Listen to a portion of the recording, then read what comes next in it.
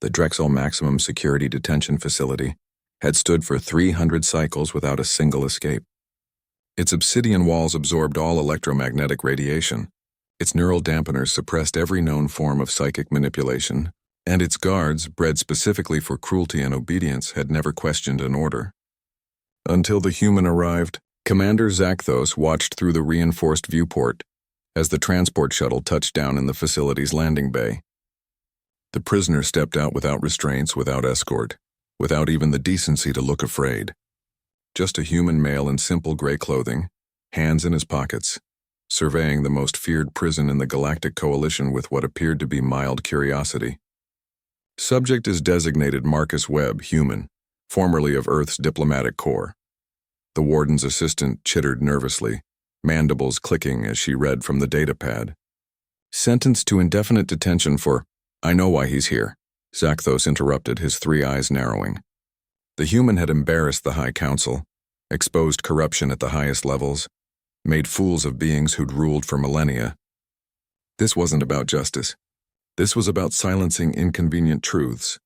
Webb walked through the main gate as it ground open, massive gears echoing through the cavernous entry hall. 24 guards flanked him, weapons raised, but he didn't seem to notice. He was looking at the walls, the architecture, the placement of surveillance nodes. Impressive, Webb said, his voice carrying in the silence. Drexel construction, 3rd dynastic period, if I'm not mistaken. Beautiful craftsmanship. Shame it's wasted on a place like this. Zakthos descended from his observation post. Protocol demanded he personally process high-value detainees.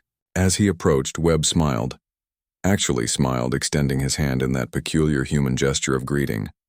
Commander, Webb said warmly. Thank you for having me. The commander stared at the outstretched hand.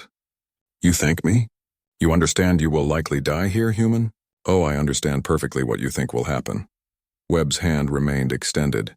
But I've learned that understanding and reality are often quite different things. Against every instinct, Zakthos found himself grasping the human's hand.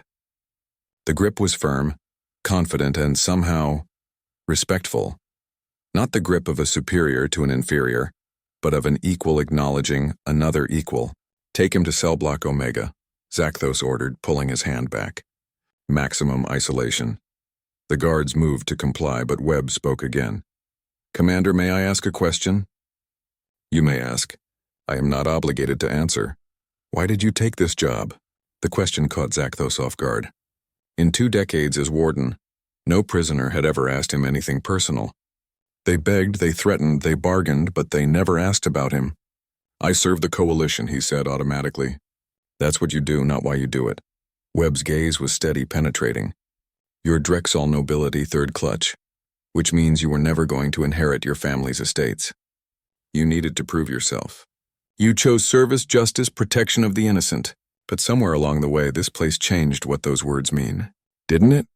Take him away, Zakthos snapped, but his voice lacked conviction. The guards escorted Webb deeper into the facility, past cells containing the coalition's most dangerous criminals. They passed war criminals who'd slaughtered millions, terrorists who'd destroyed entire stations, pirates who'd left trade routes littered with corpses. And yet, as Webb walked by, he looked at each prisoner. Really looked. Not with fear or disgust, but with something the commander couldn't quite identify. Recognition, perhaps. Acknowledgement of their existence as thinking beings. In cell block Omega, they sealed Webb behind force fields that could withstand a plasma cannon. The human examined his quarters, a simple cube with a sleeping platform and nothing else, and nodded approvingly. Thank you, he told the guards. I appreciate your professionalism. The guards exchanged confused glances and retreated. For 3 days, nothing happened. Webb meditated, exercised, and occasionally spoke to the guards when they brought his rations. He asked their names, inquired about their families, listened when they mentioned problems, a sick clutchmate, trouble with a superior, concerns about their career path. On the 4th day, Guard Teclin hesitated at Webb's cell, clutching a datapad. Prisoner Webb, he rasped. You mentioned knowing about human legal precedents. My daughter faces disciplinary action for questioning an unlawful order. Might you? I'd be honored to look at the case, Webb replied. By the end of the week, 4 guards were consulting Webb on various matters. By the end of the 2nd week, that number had doubled. Word spread through the facility. The human in Omega Block actually helped people. He didn't ask for anything in return. He just helped. Commander Zakthos watched this phenomenon with growing unease. He'd seen manipulation before, prisoners who played games, who exploited weaknesses. But Webb's pattern didn't fit. He gave freely, expected nothing, and somehow made everyone around him feel heard. On the 20th day, Zakthos confronted Webb directly, entering his cell with the force field at full power behind him. "What are you doing?" the commander demanded. "Talking to people," Webb replied. "Is that forbidden?" "You're manipulating my guards." "Am I?" "I answer their questions, offer perspective when asked, treat them with respect. If that's manipulation, then every teacher and counselor in the galaxy is guilty." Webb stood, meeting the commander's gaze. Or perhaps the manipulation was making them believe that treating prisoners as non-entities was normal. That cruelty was policy. That following orders absolved them of moral responsibility. "You think you understand us? Our culture, our duties? I understand that every sentient being wants three things: to be seen, to be heard, and to matter. Your guards aren't cruel by nature, Commander. They're people doing a job in a system that taught them to stop seeing prisoners as people." Webb stepped closer to the force field. "Tell me, when was the last time you spoke to a prisoner as an equal? When did you last consider that they might have been right and the system wrong?" Zakthos felt something crack inside him, a wall he'd built over decades of service. "The Joral sector protests," he whispered. 17 cycles ago. We imprisoned thousands for demanding representation. They were peaceful. They were right. And you were ordered to detain them anyway." "Yes. And you obeyed." The silence stretched between them, heavy with implications. Over the following weeks, something extraordinary occurred. Guards began questioning orders, not with defiance but with thoughtful consideration. They started treating prisoners with basic dignity.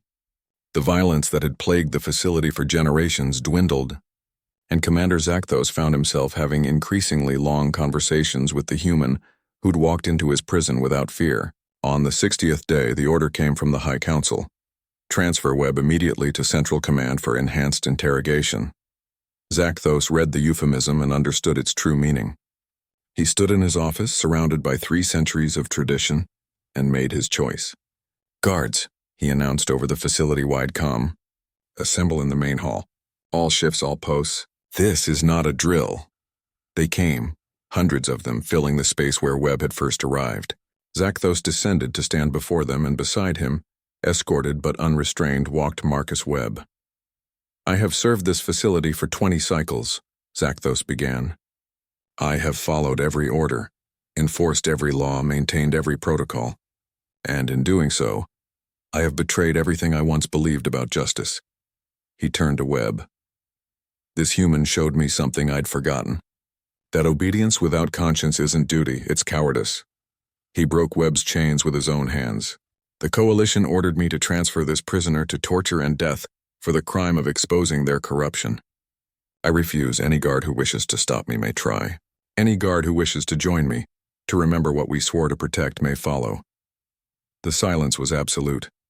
Then Guard Techlin stepped forward, standing beside Webb. Another followed. And another. Within minutes, nearly every guard in the facility had joined them. Commander Zakthos walked toward the main gate, Marcus Webb at his side, and behind them marched hundreds of guards who'd remembered what it meant to choose principle over orders.